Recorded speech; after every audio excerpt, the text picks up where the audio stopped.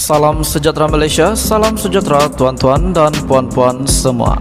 Hari ini Malaysia, rakyat Malaysia bakal digemparkan dengan berita tergempar mengejutkan panas hari ini berkaitan dengan isu-isu semasa politik di Malaysia, berkaitan dengan pendidikan, ekonomi dan segalanya ada di sini untuk semua isu-isu hangat di Malaysia. Mari kita menonton video hari ini, apa yang ada hari ini.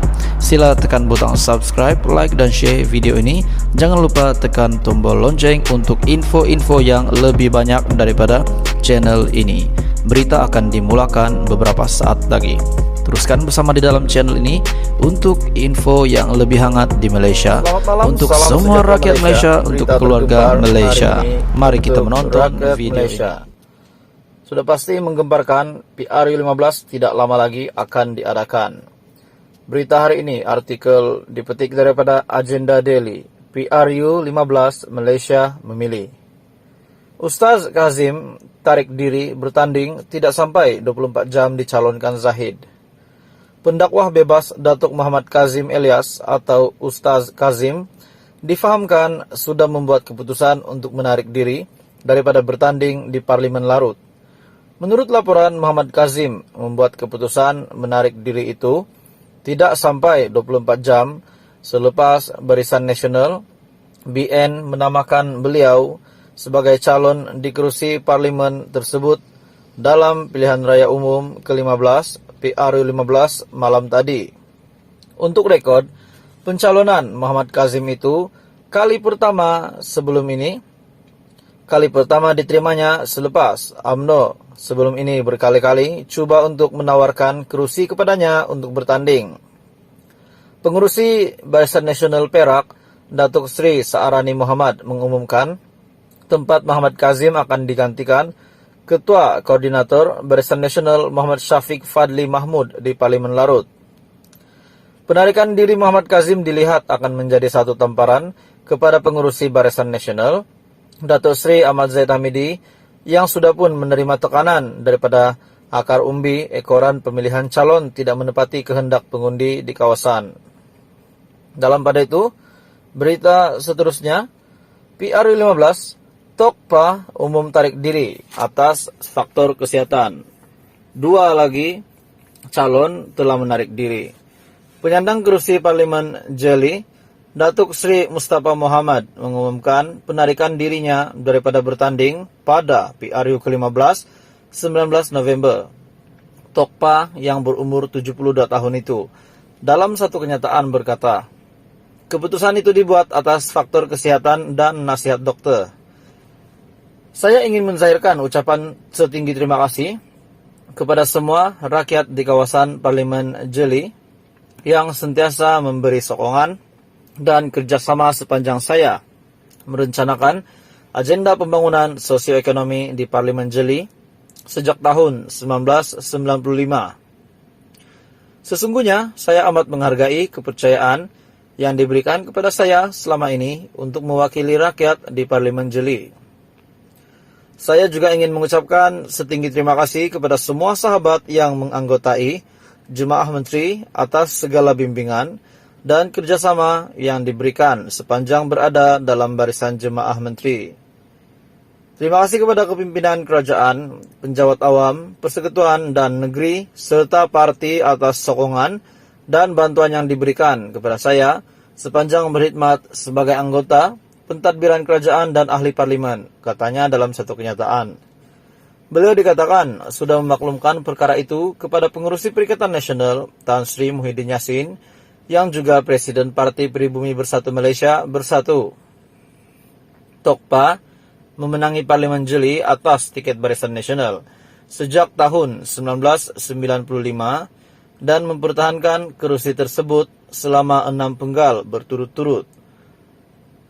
Perikatan Nasional Kelantan dijadwalkan mengumum senarai nama calon yang akan bertanding pada PRU15 di negeri itu malam ini. Dalam pada itu, berita yang berkaitan di Agenda Daily, GRSBN umum 24 calon, beluran masih tergantung, calon Perikatan Nasional jangan tidur, pesan Muhyiddin. Barisan Nasional letak KJ di Sungai Buloh, PKR terus goyang.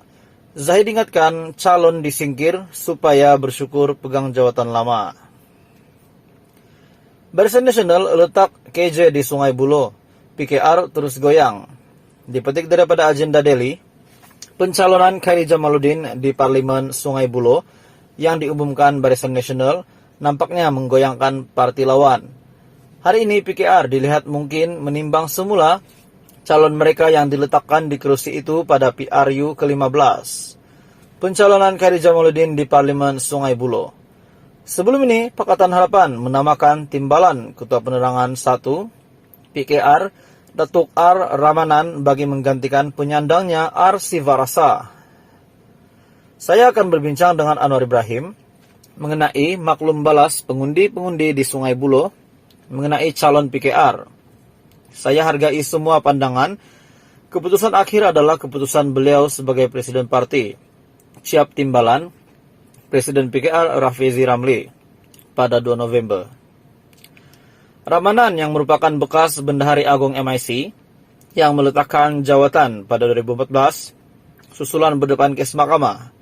Pada PRU 14, Sivarasa menang dengan 631 undi melawan calon PAS Nurida Muhammad Saleh. Khairi yang merupakan Menteri Kesehatan sementara dicalonkan di kursi itu selepas kerusi disandangnya selama 3 penggal Rembau diserahkan kepada Timbalan Presiden UMNO Datuk Seri Muhammad Hassan. Dalam pada itu, berita yang berkaitan di agenda Delhi, JRSBN umum 24 calon, beluran masih tergantung, calon Perikatan Nasional jangan tidur, pesan Muhyiddin. Barisan Nasional letak KJ di Sungai Buloh, PKR terus goyang. Zahid ingatkan calon disingkir supaya bersyukur pegang jawatan lama. Barisan Nasional letak KJ di Sungai Buloh, PKR terus goyang. Dipetik daripada agenda Delhi, pencalonan Khairi Jamaluddin di Parlemen Sungai Buloh yang diumumkan Barisan Nasional nampaknya menggoyangkan parti lawan. Hari ini PKR dilihat mungkin menimbang semula calon mereka yang diletakkan di kerusi itu pada PRU ke-15. Pencalonan Khairi Jamaluddin di Parlemen Sungai Buloh. Sebelum ini, Pakatan Harapan menamakan Timbalan Ketua Penerangan 1 PKR Datuk R. Ramanan bagi menggantikan penyandangnya R. Sivarasa. Saya akan berbincang dengan Anwar Ibrahim mengenai maklum balas pengundi-pengundi di Sungai Buloh mengenai calon PKR. Saya hargai semua pandangan. Keputusan akhir adalah keputusan beliau sebagai Presiden Parti. Siap Timbalan, Presiden PKR Rafizi Ramli pada 2 November. Ramanan yang merupakan bekas Bendahari Agung MIC yang meletakkan jawatan pada 2014 susulan berdepan kes mahkamah. Pada PRU 14, Sivarasa menang dengan 631 undi melawan calon PAS Nurida Muhammad Saleh. Khairi yang merupakan Menteri Kesehatan sementara dicalonkan di kursi itu selepas kerusi disandangnya selama 3 penggal Rembau diserahkan kepada Timbalan Presiden UMNO Datuk Seri Muhammad Hassan.